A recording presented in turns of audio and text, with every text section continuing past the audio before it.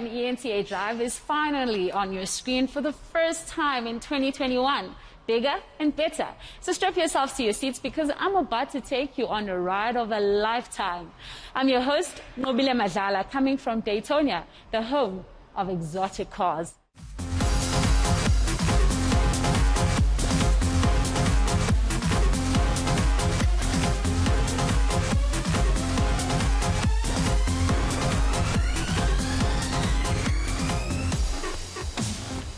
First up, picture the Fast and the Furious with a wide variety of American muscle cars. While he may not be Vin Diesel or Dominic Toretto in the movies, Justin Ford spent some time in a few of those classics.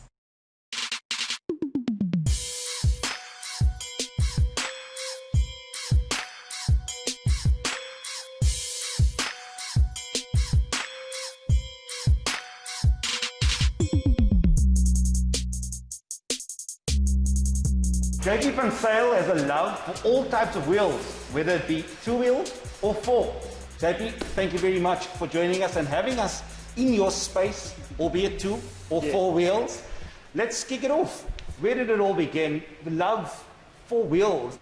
Well, I've been involved in cycling ever since I was a kid. So, I mean, for 30-odd years, I've been involved in the cycling industry. The cars, about 20-odd years ago, I started getting into it. I had a couple of mates that were into it. I've always liked them as kids, but you know, I wasn't as passionate about it. It's something that I find that one sort of grows into, you know. So, yeah, it started about 20, 25 years ago, and yeah, it's been a lot of fun from there, you know. The decision when you decided, listen, cars are also my thing, but I want to go classic, I want to go muscle. Was it a difficult process? Is it an easy process? No, I don't think it's a difficult process at all. It's one of those things that, you know, it sort of sneaks up on you. You know, you start off with something basic, and it's like anything out there, whether you're collecting Lego cars or little model cars or whatever the case may be. And it all started out with an old 58 Contact behind me over here. And, yeah, they just, you know, it's just such a joy to drive, you know. And if you take a look at an old car, they've got amazing lines. They've stopped putting the amount of effort that they used to into vehicles. So, you know, once you've driven them once, you like sort of fall in love with them, and it just generally grows from there, you know. With regards American versus anything else, I just found the American cars were really easy to work on, you know. So for somebody like myself that wasn't very knowledgeable, you know, you could teach yourself very quickly. And I mean, most of these cars you can fix with a piece of wire and a screwdriver, you know, which is really cool. So it doesn't cost a fortune, and if you're prepared to put the time and effort into it yourself, it can be pretty affordable, you know. You talk about the first time and the Pontiac being, you know, the first car purchased. Yes. What's so special about that particular vehicle? No, I was just driving past. I mean, you know, it's crazy. I used to be a rep for the cycling industry a couple of years ago, and we did a lot of driving around and that kind of stuff. And I drove past a car lot, and I saw it standing there, and I drove past a couple of times. It was there for a couple of months, and then eventually I walked in. I mean, I paid 15 grand for the car, you know, so it wasn't a lot of money at the time, and yeah, you sort of cut your teeth on that. So yeah, that's pretty much what happened. It's not like I went out looking for a car. It caught your eye, and you sort of gravitated towards it, and yeah, that's pretty much what started it. When we talk about numbers of cars, the average person drives one car, owns one car, yes, potentially two if they're lucky, yes, you know, fortunate enough. Yes. JP van Sale, how many cars do you have? More than 10. Yeah, I've got a couple of cars. So basically what's happened is the passion, obviously, has started getting, it almost becomes an addiction. So for anybody out there, prepare yourself, prepare your wives, and whatever the case may be. But yeah, it's, I've got a lot, you know. It's something that you don't go out and you decide today you want to go and buy 30 cars or 50 cars or 40 cars or whatever the case may be. It's something that you acquire over the years, and a lot of these cars over here people didn't want, you know. 10, 15 years ago, a car like this would be too heavy on fuel, and the guys just wouldn't, you know, you couldn't actually give them away. I mean, I was buying Mustangs and stuff for 15 and 20,000 rand. I bought a 69 Pontiac GTO for 4,000 rand with a friend of mine. So, you know, the cars were very affordable. So 20 years ago, you could buy cars for next to nothing. And, you know, the fact that DSTV and the internet has created an awareness for the cars and made people aware of them, it's sort of hiked the prices. you know, that's the only issue with regards to that. I mean, there's a lot of people that want to get into the hobby, and now it's become unaffordable. I'm fortunate, I've been doing it for so long, a lot of these cars I didn't pay a lot of money for. So that's how we ended up acquiring so many, you know. So ultimately, it all started with the muscle cars. You know, I wanted a Mustang.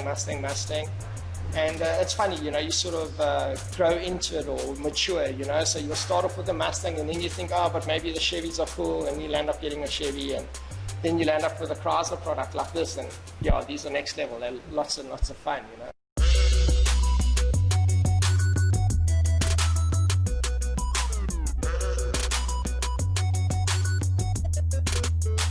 Having an arsenal of cars like this, you double in a bit of rentals, so people can actually come in and you know, rent the vehicles. Yes.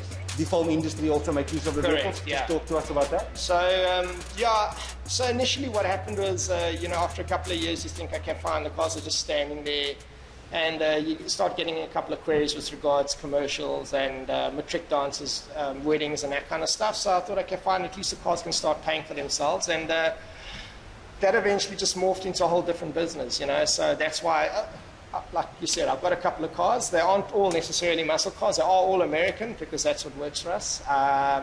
They are all left-hand drive, because what happened in 2004, the South African government stopped importing left-hand drive cars into the country. So I sort of focused on the left-hand drive cars. So yeah, we'll end up renting out a lot of cars to commercials. So up until 2004, post-2004, we struggled to get cars. So I mean, that's where we ended up being fortunate. And once again, these are cars that people didn't want. They were too big. They struggled to get spares. And, you know, you'll end up buying them like 20 cents in the rand kind of thing. And, yeah. And now they actually earn me a little bit of income, which is fantastic, you know. Well, would you mind if you and I go on a drive and just, I get to experience a left-hand drive American muscle car? For sure. Not a problem. Well, there we go. JP says, let's drive.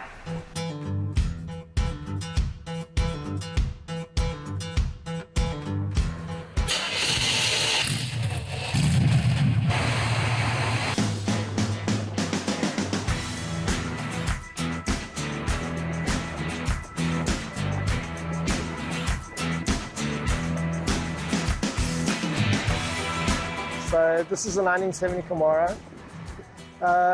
Hugger Orange, or a take on the Hugger Orange. So this was a close to original color.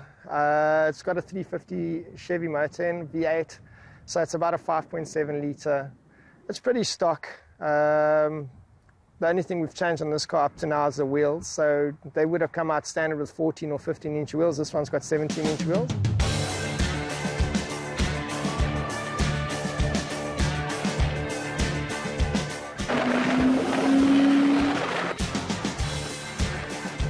So this is a 1970 Chevy Nova. They came out in a couple of different variations with 6 cylinders up into big, like 7 odd litre V8s as well. This one's also got a 350, the same motor as that one.